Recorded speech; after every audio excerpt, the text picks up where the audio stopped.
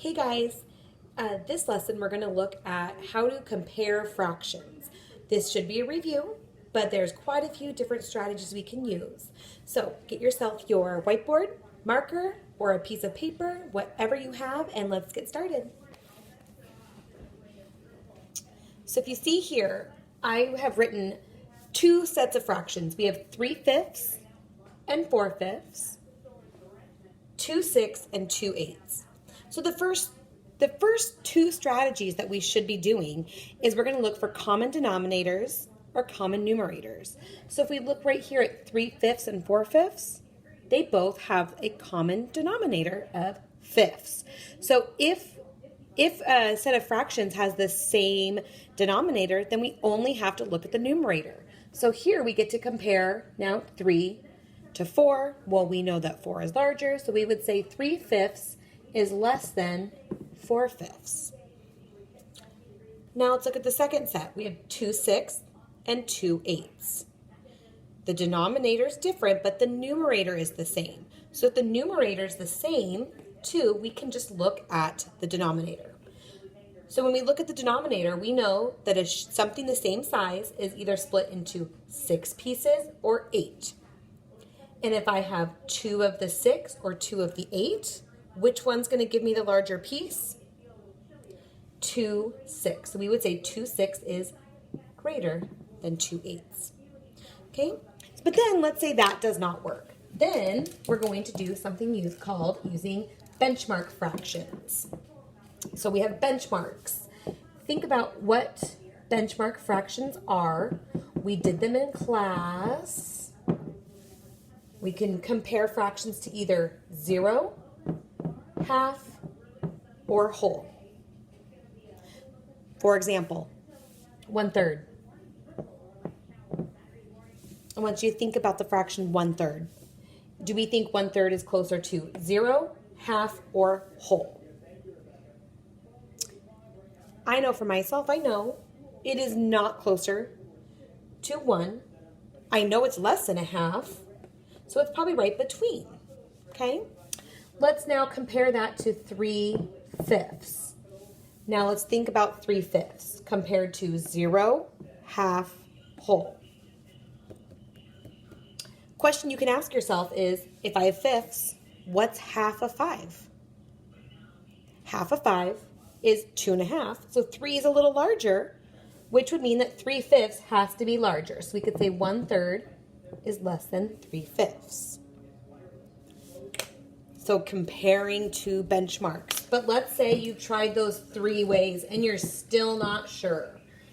That's where we're going to work on changing some denominators. So first we can try 2/5 compared to 3/10. And those seem pretty close. If you want to know exactly, we can look at the denominators and make a change. Sometimes we're able just to change one of the denominators. For example, fifths. What do we know that we can change fifths into? I know I can change fifths into tenths. So let's think about how we find an equivalent fraction. 5 times what equals 10? 2. So if I multiply my denominator by 2, I multiply my numerator by 2 to get 4, and that gives me an equivalent fraction to 2/5. So now I can compare 4/10 to 3/10, and now I have proved that 2/5 is greater than 3/10. Okay, one last way. We might have to change both denominators. So write down the fractions 4/6 and 3/4. Now, I can't change fourths into 6 or 6 into fourths. They seem pretty close to me, so I want to know exactly. So that means I am going to change both of these into a common denominator. So we can get ourselves set up below by getting ready to find the common denominator. The way we find a common denominator is we multiply the two denominators together. What is 6 times 4? 24, which means the common denominator is 24. So we're going to get that ready here. So let's find the equivalent fraction for 4/6 into 24ths. I go down here. 6 times what equals 24? 4. And if I multiply the bottom by 4, I need to multiply the top by 4 as well. 4 times 4, 16. So this means that 4/6 is equivalent to 16 24ths. But now let's find for 3/4. So 3/4 equals how many 24ths?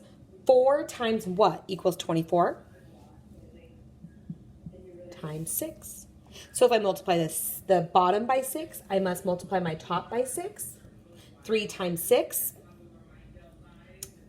18. So now I can compare 4/6 and 3/4 with the two fractions with the common denominator. So is 16 24ths or 18 24ths larger? 18 24ths, which now would mean that 4/6 is less than 3/4. Okay, so now what I want you guys to do, every time you go to compare fractions, start by comparing, do they have a common denominator? Do they have a common numerator? Can I use a benchmark? And if none of those work, then I want you to go to change the denominator so you can know exactly. All right, have fun practicing.